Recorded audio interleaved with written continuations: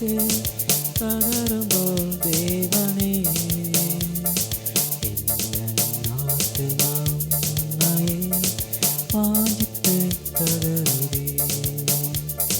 மாங்கள் நீரோடை வாஞ்சித்து கதறும்போல் தேவனே என் ஆத்துமா உம்மையே வாஞ்சித்து கதறுதே.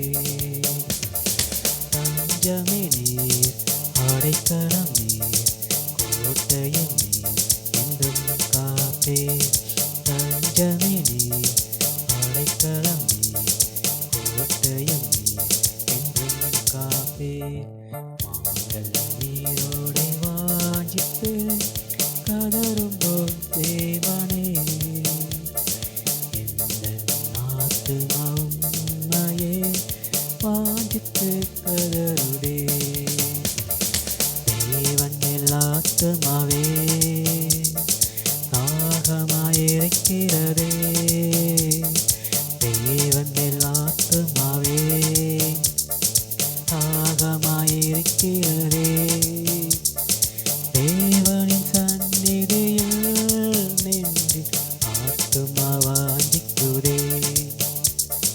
தேவனின் சந்நிதியில் நின்றிட ஆத்துமா வாஞ்சிக்குதே. தஞ்சமே நீர் அடைக்கலம் நீர் கோட்டையும் நீர் என்றும் காப்பே. தஞ்சமே நீர் அடைக்கலம் நீர் கோட்டையும் நீர் என்றும் காப்பே. மாங்கள் நீரோடை வாஞ்சித்து கதறும்போல் தேவனே எந்தன் ஆத்துமா உம்மையே வாஞ்சித்து கதறுதே. ஆத்துமா கலங்குவதே நேசரை நினைத்திடுவாய். ஆத்துமா கலங்குவதே நேசரை நினைத்திடுவாய். அன்பரின் ரட்சிப்பினால் தினம் துதித்து போற்றிடுவோம். அன்பரின் ரட்சிப்பினால் தினம் துதித்து போற்றிடுவோம். தஞ்சமே நீர் அடைக்கலம் நீர் கோட்டையும் நீர் என்றும் காப்பே. தஞ்சமே நீர் அடைக்கலம் நீர் கோட்டையும் நீர் என்றும் காப்பே. மாங்கள் நீரோடை வாஞ்சித்து கதறும்போல் தேவனே எந்தன் ஆத்துமா உம்மையே வாஞ்சித்து கதறுதே. யோர்தான் தேசத்திலும் எர்மோன் மலைகளிலும் யோர்தான் தேசத்திலும் எர்மோன் மலைகளிலும் சிறு மலைகளில் இருந்து தினமும் நினைக்கின்றேன். சிறு மலைகளில் இருந்து உம்மை தினமும் நினைக்கின்றேன். தஞ்சமே நீர் அடைக்கலம் நீர் கோட்டையும் நீர் என்றும் காப்பீர். தஞ்சமே நீர் அடைக்கலம் நீர் கோட்டையும் நீர் என்றும் காப்பீர். மாங்கள் நீரோடை வாஞ்சித்து கதறும்போல் தேவனே எந்தன் ஆத்துமா உம்மையே வாஞ்சித்து கதறுதே. ஆண்டவரும் அருமை இரட்சகருமாய் இருக்கிற இயேசு கிறிஸ்துவின் நாமத்திற்கு மகிமை உண்டாவதாக. தேவன் தாமே நம் எல்லோரையும் ஆசீர்வதிப்பாராக. அவர் சொல்லி முடியாத காரியங்கள் ஒன்றும் தடைப்படாது. அவர் சொல்லியபடியே ஆம் என்றும் ஆமேன் என்றும் நடக்கும். கிறிஸ்துக்குள் அன்பானவர்களே, இந்த நாட்களிலே இந்த மீடியா வாயிலாக உங்களை சந்திப்பதில் மிகுந்த மகிழ்ச்சி அடைகிறேன். நீங்கள் கிறிஸ்துவுக்குள் நலமாயிருப்பீர்கள் என்று நான் கிறிஸ்துவுக்குள் விசுவாசிக்கிறேன். உங்களுடைய செய்கைகள், உங்களுடைய செயல்பாடுகள், உங்களுடைய ஜீவியம் எல்லாவற்றும் கிறிஸ்துவின் நாம் மகிமைப்படும் என்று நான் விசுவாசிக்கிறேன். கர்த்தர் தாமே நம் எல்லோரையும் ஆசீர்வதித்து வழிநடத்தி பாதுகாத்து கொள்வாராக.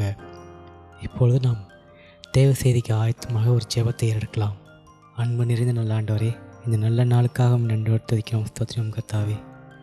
என்னை பலப்படுத்தி இந்த கிறிஸ்துவினாலே எல்லாவற்றையும் செய்ய எனக்கு பாடு சொல்வது போல கர்த்தாவே, நீர் வார்த்தைகளை கொடுத்து ஞானமாய் புத்தியாய் விவேகத்தோடு பேச உதவி செய்யும்.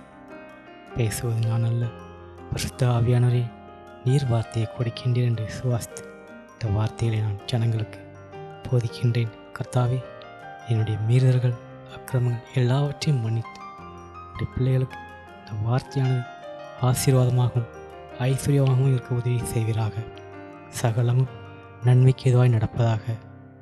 முற்றிலுமாய் உம்முடைய சமூகத்தில் தாழ்த்தி அர்ப்பணிக்கிறேன். இயேசுவின் மூலமாக நல்ல பிதாவே, ஆமென். கர்த்தருடைய நாமத்திற்கு மகிமை உண்டாவதாக. இந்த நாட்களிலே இரத்தத்தின் சத்தம் என்ற தலைப்பின் கீழ் நாம் தேவ செய்தியை கேட்க இருக்கின்றோம். இரத்தம் என்று சொல்லும்போது அது நம்முடைய ஜீவன் என்று சொல்லலாம், உயிர் என்று சொல்லலாம். ஏனென்றால் பல அணுக்கள் சேர்ந்தது தான் இரத்தம். அந்த இரத்தத்தின் சத்தத்தை குறித்து நாம் இந்த நாட்களை தியானிக்கப் போகின்றோம். கிறிஸ்து நமக்கு கொடுத்த அந்த ஜீவியத்தை நாம் எவ்வாறாக பேணி பாதுகாத்து கொள்ள வேண்டும், இந்த ஜீவியத்தில் நாம் எவ்வாறாக ஜீவிக்க வேண்டும், இந்த ஜீவியத்தை கிறிஸ்து எவ்வளவு மகிமையாக காண செய்கின்றார் என்பது குறித்து நாம் தியானிக்கப் போகின்றோம். வேதாகமத்தில் இந்த உலகத்திலே முதல் தோன்றிய மனுஷன் ஆதாம், முதல் தோன்றிய மனுஷி ஏவாள்.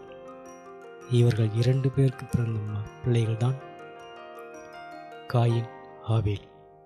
ஆதாம் ஏவாள் செய்த தவறின் நிமித்தமாக தேவன் ஏதேன் தோட்டத்திலிருந்து வெளியேற்றினார். ஆதாம் ஏவாள் சந்ததிக்கு பிறந்த மகன்தான் காயின், ஆபேல். இவர்கள் இருவரை குறித்து தான் நாம் இன்ற நாட்டிலே தியானிக்கப் போகின்றோம். இரத்தத்தின் சத்தம் என்று சொல்லும்போது அநீதியாய் சிந்தப்பட்ட இரத்தம் தேவனோடு பேசும் என்பதை நாம் உணர முடியாது.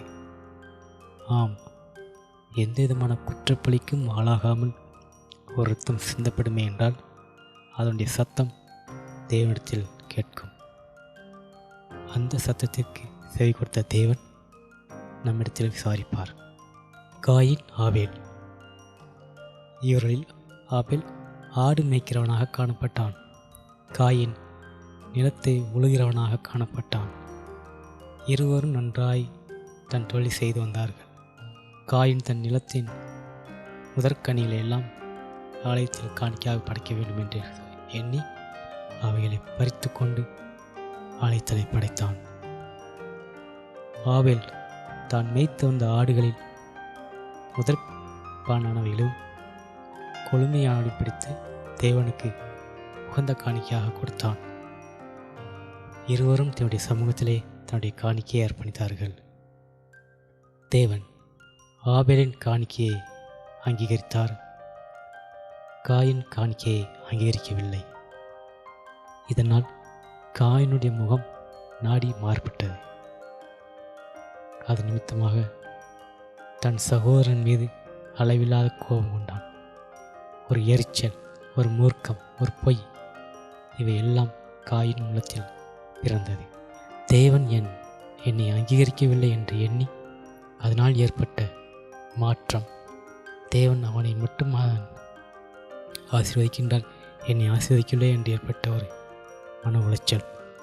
இந்த மன உளைச்சலின் காரணமாக காயின் முகநாடி மாறுபட்டு தன் சகோதரனை கொலை செய்ய வேண்டும் என்ற எண்ணத்திற்கு தள்ளப்படுகிறான். அதற்காக சமயம் வாய்த்து காத்து கொண்டிருக்கிறான். ஆதியாகமம் 4ஆம் அதிகாரம் 6ஆம் வசனம். அப்பொழுது கர்த்தர் காயினை நோக்கி, உனக்கு ஏன் எரிச்சல் உண்டாயிற்று? உன் முகநாடி ஏன் வேறுபட்டது? நீ நன்மை செய்தால் மேன்மை இல்லையோ? நீ நன்மை செய்யாதிருந்தால் பாவம் வாசற்படியில் படிச்சிருக்கும், அவன் ஆசை உன்னை பற்றியிருக்கும், நீ அவனை ஆண்டு கொள்வாய் என்றார். ஹல்லேலூயா. ஏன் உன் முகநாடி மாறுபட்டது? நீ நன்மை செய்தால் பலனை பெறுவாய், மாறாக நீ தீமை செய்தால் பாவம் உன் வாசற்படியில் படுத்திருக்கும் என்று சொல்கிறார். தேவனுடைய சமூகத்திலே தேவனுக்கு முன்பாக நடக்கின்ற பொழுது பாவம் நம்மை சூழ்ந்து கொள்ளும். பாவம் நம்ம சூழ்ந்து கொள்ளும்.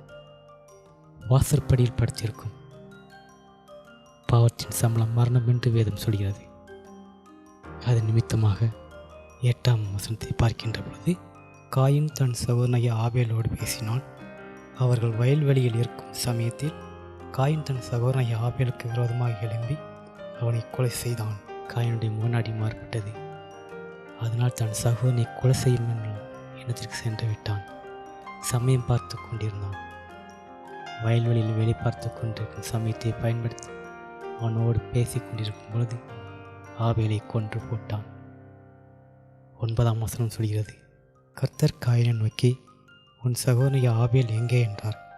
அதற்கு அவன், நான் அறியேன், என் சகோதரனுக்கு நான் காவலாளியோ என்றான். கர்த்தர் காயினை நோக்கி, உன் சகோதரனாகிய ஆபேலை எங்கே என்று கேட்கிறார். அதற்கு காயின் அந்த இடத்திலே பொய் சொல்கிறான். நான் அறியேன், நான் என்ன அவனுக்கு காவலாளியோ என்று தேவனிடத்தில் வாக்குவாதம் செய்கிறார். பாருங்க, செஞ்சது தவறு, அது நியாயம் என்று தேவனுக்கே நியாயத்திற்கு பாய்க்கிறான் காயின். தன் தவறை உணரவில்லை. தன் சகோதரி தான் கொண்டு போட்டோமே என்று குற்ற உணர்ச்சி இல்லை. மாறாக செய்த தவறை மறைப்பதற்கான வழியை தான் தேடிக்கொண்டிருந்தான் காயின். ஆனால் ஒரு குற்றமும் செய்யாத ஆபேல் மரித்து போனான்.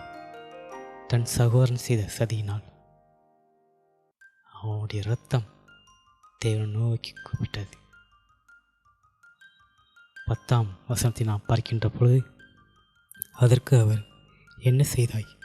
உன் சகோதரனுடைய இரத்தத்தின் சத்தம் பூமியிலிருந்து என்னை நோக்கி கூப்பிடுகிறது என்று தேவன் சொன்னார்.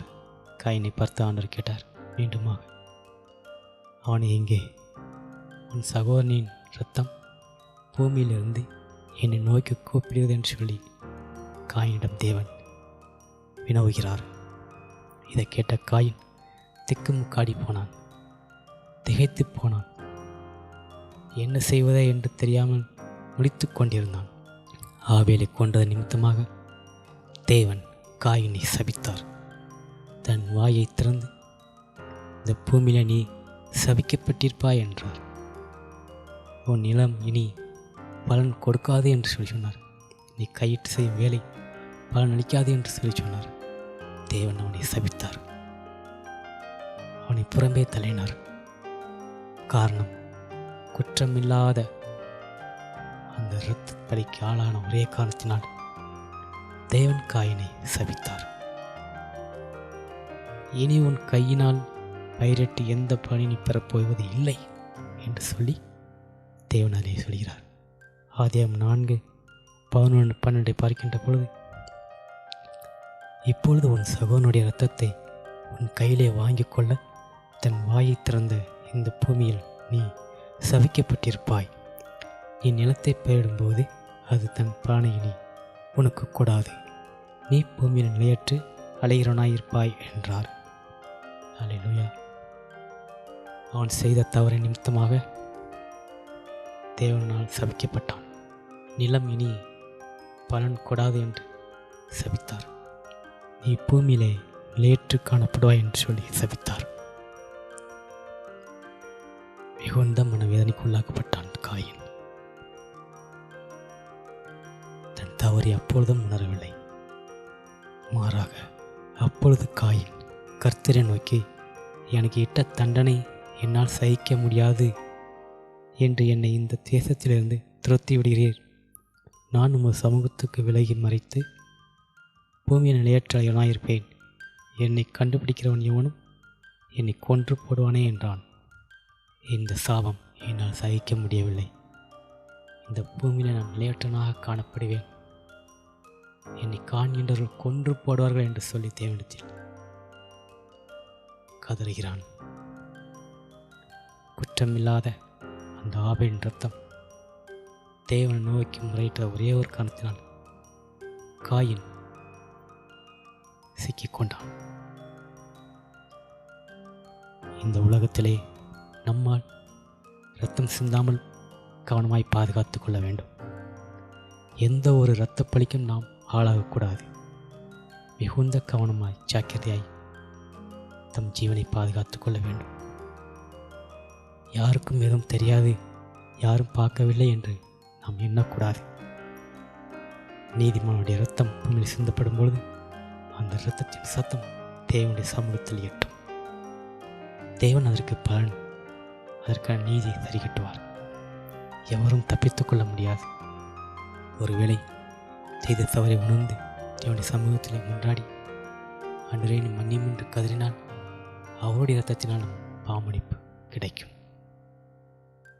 ஆகவே இந்த பூமியிலே வாழ்கின்ற பொழுது எந்த இரத்தப்பழிக்கும் நாம் ஆளாக வேண்டாம்.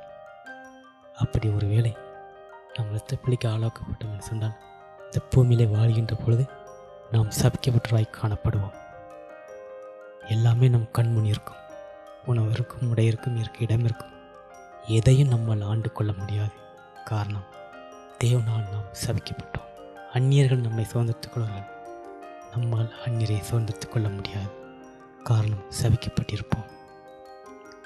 அந்த இரத்தத்தின் சத்தம் தேவனுடைய சமூகத்தை உலுக்கியது. அதனால்தான் தேவனே இறங்கி வந்து ஆபேலை எங்கே என்று கேட்டார். ஆபேல் மீது கர்ஷனை உள்ள தேவன் உங்கள் மீதும் கர்ஷனை இருக்கிறார் அல்லவா?